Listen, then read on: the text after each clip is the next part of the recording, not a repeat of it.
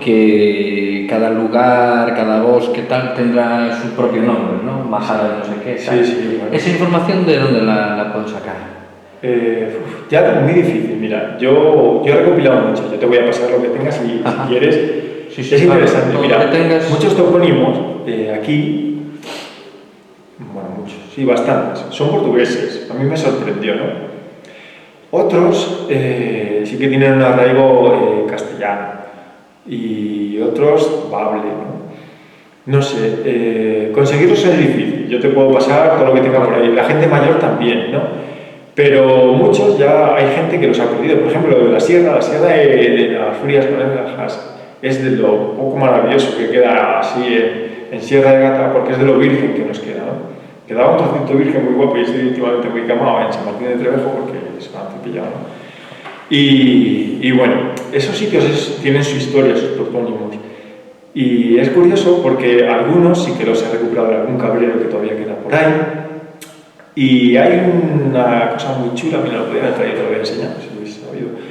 Hay unos mapas de deslindes muy antiguos, pero de deslindes que tienen una precisión de GPS. O sea, es alucinante ver como en el 1900, y te estoy hablando solo de un deslinde, que los hay anteriores, bueno, pues como en España hay una ley de deslindes, había que deslindar todos los términos municipales. No se sabía por dónde iban los términos municipales.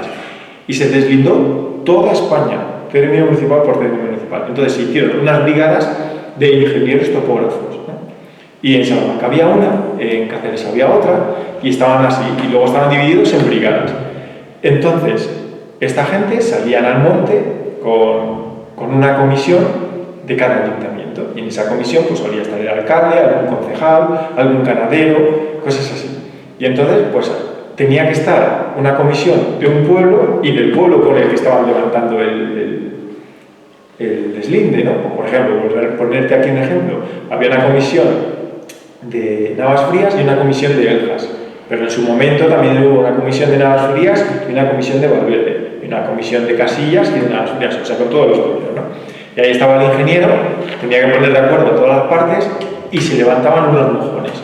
Entonces, el ingeniero lo primero que tenía que tomar era unas referencias geográficas.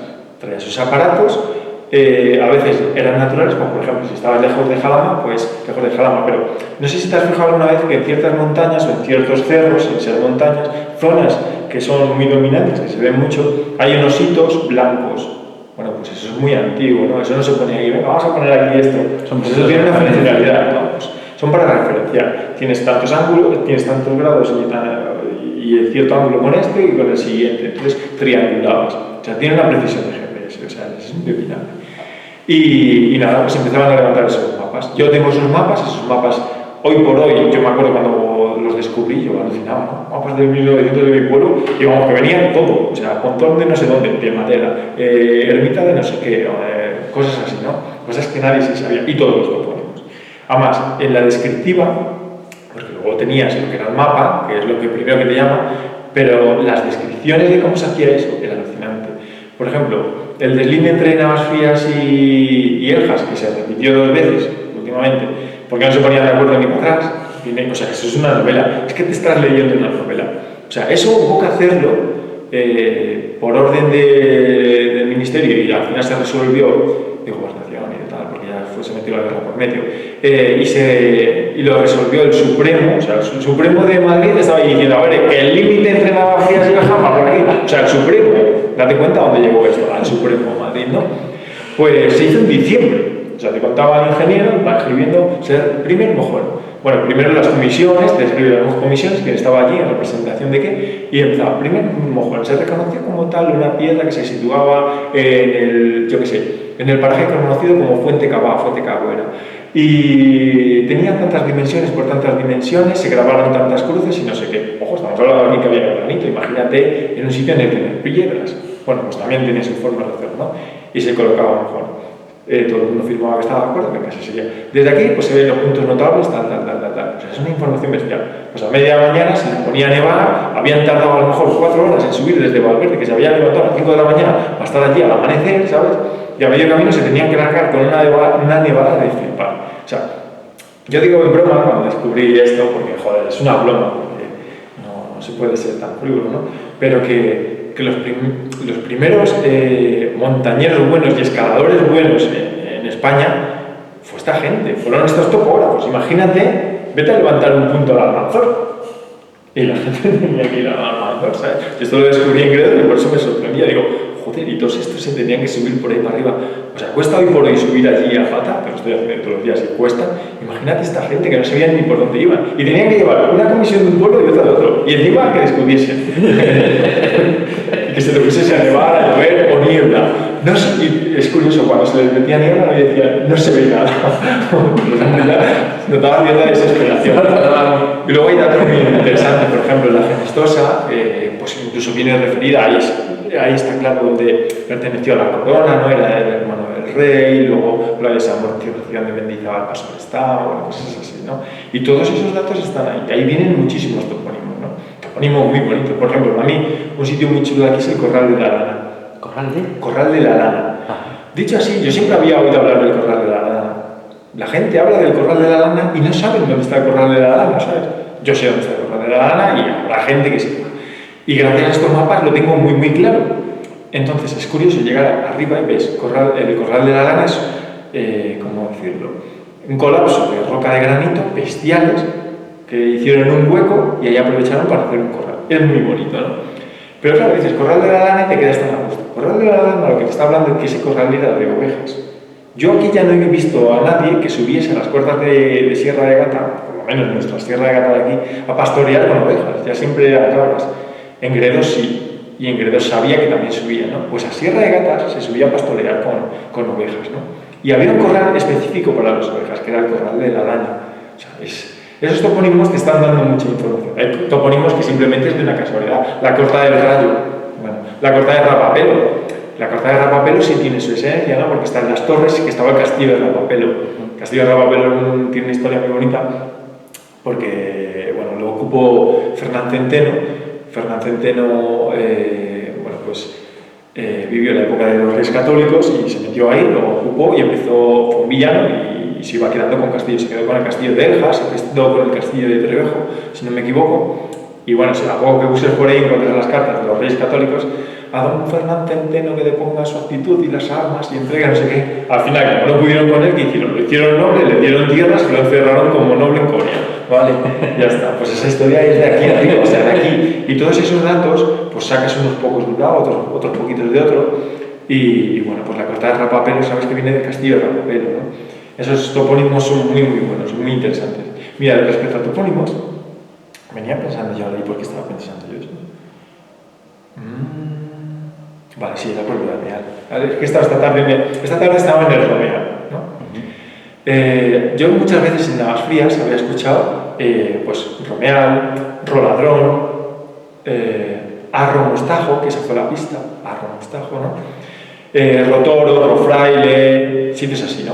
Pues yo iba al Rotoro, iba al Rofraile, iba al Romeal y no le daba ya mayor importancia. Este arroyo que yo de pequeño iba mucho a pescar ahí porque subía también a una zona muy chula, que se llamaba El Pisón. El Pisón era porque había un molino de picar lino.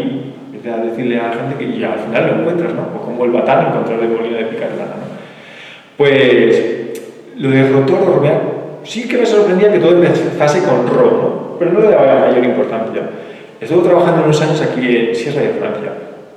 Y allí eran todo, pues, arroz cerezo, arroz no sé cuántos. Pues digo, aquí algo pasa, ¿no? Y pregunté, ¿no? ¿Arroz cerezo? Sí, el arroyo de cerezo. O sea, arroz cerezo, era arroyo de cerezo. Y dije, joder, ¿y mi pueblo iba a ser igual? Digo, no. Pero claro, hay un sitio que sí, y viene en los mapas, que es Arro Mostajo, arroyo de Mostajo. ¿Qué ocurre? Que en Navalfrías hemos perdido la A, menos en un sitio, en un topónimo, Arro Mostajo. Lo demás, Rotoro es el regato del toro o arroyo del toro, Rofraile el arroyo del fraile, Roladrón, arroyo ladrón, y Romeal, ¿qué podía ser Romeal? ¿Sabes? Entonces digo, joder, y le estaba dando muchas vueltas. Y creo que sí que lo tengo, pero claro, no me cuadra y debería de venir muy antiguo. Un almial en Gredos es, no sé si has visto, se hace mucho en el norte y en el sistema central se hacía y ya casi se ha perdido. Por suerte en Sierra de Gata queda un sitio que no. Pues estos montones de heno que se clavaba el palo y se dejaban en el prado, o sea, tú segabas el heno y pues ponías un palo y sobre ese palo ibas poniendo el hilo de una forma, luego había que ponerle arriba una rama para que no te lo balase, peinarlo para que el agua escurriese y no se mojase. Y era de echar. Bueno, en Aguasfrías yo todavía conocía algunos, ¿no? En la Divina Pastora se siguen haciendo, es alucinante, es un sitio muy bonito, la Divina Pastora, un pueblo que está aquí, que era un pueblo como de cabreros y son casas aisladas, muy chulas. Bueno, pues ahí se siguen haciendo, es el único sitio en Sierra de Gata que se siguen haciendo. Y en Gredos algunos se hacen. Y claro, yo le empezaba a dar cuenta, pero claro, en Navasfrías, lo que yo conozco, lo que he hablado con mi abuela, no le llamaban aldeales o aldealeras, que era el sitio de hacerlo, le llamaban niazos. Tengo que investigar más, pero mucho me temo que Romeal fuese el arroyo del aldeal, ¿vale? Porque no me encuentro otra explicación. Y podría ser. Pues bueno, sí. Así que los topónimos... Trabajo de lingüista ahí. No, es interesante, porque Desde luego que te dan un montón de datos, ¿sabes? Sí. Siempre hemos especulado mucho con el Rotoro, si era pues, simplemente se le puso porque había un toro, vete a saber tú, o un toro silvestrado allí que no se hacía ni con él, porque se murió un toro y el arroyo del toro muerto, el arroyo del toro muerto, el arroyo del toro y el Rotoro. Puede ser, vete a saber, o si era, que es lo que especulamos, con algún berraco que pudiese haber allí, ¿sabes? Sobre todo por lo que se va encontrando últimamente en los restos que hay por aquí, así antiguos y tal. Así que esos topónimos te están dando muchísima información. Ya te digo, el pisón. ¿Quién iba a pensar que allá había un molino de Picarlino, que es un pisón? ¿Sabes? Pues allí lo había, en el pisón. Y luego buscas, pues dices, bueno, pues si aquí había un molino de Picarlino, tiene que estar, o por lo menos los restos. Y como conoces un poquito la zona, dices, jolín,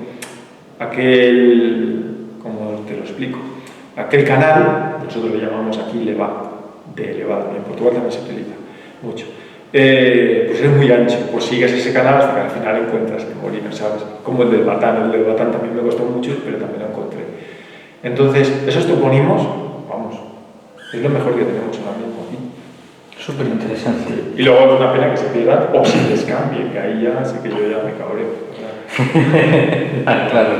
Claro. Pues tenemos en el equipo un especialista en toponimia que va a estar encantado con esos mapas y no descartes que te caigamos aquí por aquí un día y si para ir a visitar los sitios. Claro, nos hacemos una rondita y ya veréis. Pues eso molaba, Claro, pero mira, por ejemplo, claro, yo te he dicho aquí unos cuantos, pero si, mira, de los bonitos así, nos subimos a la sierra y vamos viendo, pues tal, y incluso la evolución que han llevado ciertos topónimos, ¿no? O sea, mal está que los cambiemos, así de golpe y plumazo, porque no lo sabemos y se lo cambiamos. Pero sí que hay que entender las derivas de esos topónimos. Sí. Hay un sitio que yo conozco en la sierra, cerca de la nave, que le llaman el Cariguelar. No, Carguelar, sí, Cariguelar. Bueno, pues viene de Carguelar. En los mapas antiguos no viene Cariguelar, viene Carguelar. Pero es que aquí la Cariguela es un tipo de brezo. Vamos, es la cayuna. Bien. ¿Qué puede haber ocurrido? En los mapas antiguos todo viene como Carguelar. Puede ser que fuese una zona de cargas, que se cargase lo que fuese, desde cepa, porque está la Carbonera al lado, nosotros lo ponemos muy interesante, la Carbonera, ¿no? Y que claro, la gente a lo mejor olvidó que aquello era debido a que se cargaba allí alguna cosa, y como hay Cariguela allí, pues se le llame luego, ahora ya le hemos llamado Cariguelar. Pero es una deriva lógica, o sea, eso no nos puede parecer nada, ¿sabes? Y de esas derivas hay varias en el pueblo. O incluso puede ser que siempre fuera Cariguelar y quien tomó aquella nota... También puede ser, sí, eso también es interesante reflejarlo. Pero bueno, sí que conozco algunas derivas que esas sí que ves que hay. Bueno, una deriva, y esa es clara, el puente del gas, que está entre Navasfrías y el Payo, que está olvidadísimo el pobre, pues es un puente romano, es un puente, por ejemplo, el puente del Villar no es un puente romano, pertenece a la Mesta. Siempre se habla que sí es un puente romano, no, eso está claro. Hay un libro muy bonito que son los puentes de Salamanca y vamos, yo he sacado varios datos de ahí. Pero este dato del puente del gas, esto sí que al final me lo aclaró Tomás, no se llama puente del gas, le llamamos puente del gas y era el puente de Argaz. Argaz. Puente de Argaz, el puente de Argaz, el puente del gas, el puente del gas, el puente del gas. Ojo con la deriva, ¿sabes? Pero bueno, tiene una deriva, ¿sabes? Sí, es una cosa... Bueno, no es que diga... De etimología popular se dice a veces, ¿no? Entonces, bueno, es interesante. Una vez que se pierde la referencia de Argaz, pues la cosa puede ir... Para cualquier lado. Sí. Pues es un gran hallazgo, es un gran hallazgo. Sí. Voy a hablar hoy no, mañana en cuanto pueda voy a hablar con y bueno, el especialista en toponimia ya hablaremos, porque sí que hay varios topónimos que son portugueses. La Nave, o sea, está el pueblo de Nave, ahí lo tenemos al lado. Nave. Y hay muchos topónimos, es curioso, vamos, varios, no voy a decir mucho, pero que coges una cartografía de cualquiera, un poquito así curiosa, de Sierra de la Estrella, y hay topónimos en la Sierra de las Frías que se llaman igual. Uno que a mí me encanta es el Espinazo. Hay una parte de la sierra que le llamamos el Espinazo, porque realmente recuerdo el espinazo, ¿no? Bueno, pues en Sierra de la Estrella también hay un espinazo. No puede ser casualidad. Yo es mejor veo que nos miramos Pirineos enteros y no hay ningún espinazo. Ahora a lo mejor hay 3, ¿sabes? Te quiero decir que a mí me salió de... Pues es interesante, porque además eso... Aquí el castellano.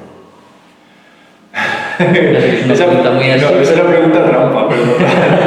A ver, es una pregunta trampa porque mi madre, cuando nosotros nos veníamos aquí, pues nos íbamos a Barcelona hablando, pues ya sabes, de aquella manera, ¿no? Mi madre decía que se nos había pegado todo y que estaba mal, que ella, o sea, que ya bastante era que ella hubiese hablado mal toda la vida como para que nosotros hablásemos mal. O sea, para ella, hablar bable o las palabras bables que quedaban, las formas de construir las frases, era hablar mal. O sea, la habían educado con eso en el colegio. Entonces no quería que nosotros hablásemos así, ¿no? Entonces, ¿cómo habla la gente de aquí el castellano? Si me preguntas como castellano de Madrid, oye, ¿cómo habla la gente? Mal. No hablamos mal. Pero para mí no es hablarlo mal. Pues eso es lo que quiero saber, es decir, según tu percepción... Pero es mi percepción. Si le preguntas a mi madre, te dirá que horrible. Dirá otra cosa. Y mi abuela igual. Lo que quiero saber, por eso hacer la pregunta, ese prejuicio, ese tal... Lo tenía, total. Lo tenía. ¿Y hoy en día? Yo no lo tengo, no. Pero hay gente joven que sí que lo tiene. Que todavía... Sí. Porque ha habido muchas veces que se defiende, ¿no? Que si se hablaba así en las frías tal, y lo niegan todo, incluso gente no tan joven, y lo niegan todo. O sea, que aquí no se hablaba así, que aquí esto no se decía así, que no sé qué. Oye, que es que lo uso en el día a día de mi casa. Pasa en todas partes. Un poco se asocia a los tiempos de antes, no sé, al menor desarrollo tecnológico, porque no voy a decir... mayor pobreza o tal, porque es muy relativo evaluar eso. Y sí, todo el mundo tiene un poco, en Galicia nos pasa muchísimo, ciertas palabras, simplemente con solo el idioma, el hablarlo, tiene muchas connotaciones. Y en general la gente joven, pues afortunadamente pierde ese prejuicio, pero otros lo conservan. Ya no es que lo pierdas, es que lo valoras. Claro, es al contrario. Y se nota una diferencia entre la manera de hablar en Navas Frías y la manera de hablar en otros pueblos vecinos, siempre hablando de la raya para aquí. Sí. Claro, de la raya para acá y de la raya para allá, que aquí te las rayas. Claro. Porque bien, es España igual, pero vete a Valverde, vete a Ejas o vete a San Martín. Incluso no se habla el mismo bable ni nada que ver entre Ejas, Valverde y San Martín. Nada que ver. Por ejemplo, dicen de Ejas que hablan cantando. Nosotros con los de Payo, pues sí, hay mucha diferencia. Con Casillas también. Yo lo notaba... con lo poco que yo iba a Casillas, porque ya te digo que mis abuelos eran del campo, pero en Casillas intentaban hablar como muy bien el español, ¿sabes? No tenía nada que ver con nosotros. Y en Payo, pues, tenían la forma de hablar del rebollar, pero también cambiaban muchas palabras, no tiene nada que ver. Entonces, hasta cierto punto, digamos que si es un hablante tradicional, lo escuchas en el mercado, ¿no? Y podrías distinguir, pues este parece que es de aquí o de allá. Sí.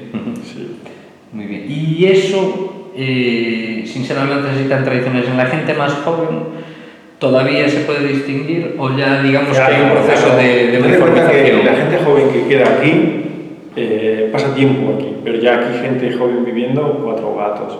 Entonces todo lo que viene es de fuera. Es lo que te decía de jugar con agallas. Mi prima Laura tiene 20 años, no ha jugado en su vida con agallas, no sabe lo que es. ¿Entiendes? Entonces ya tienen una influencia muy fuerte de fuera, entonces ellos no tienen nada. En ese sentido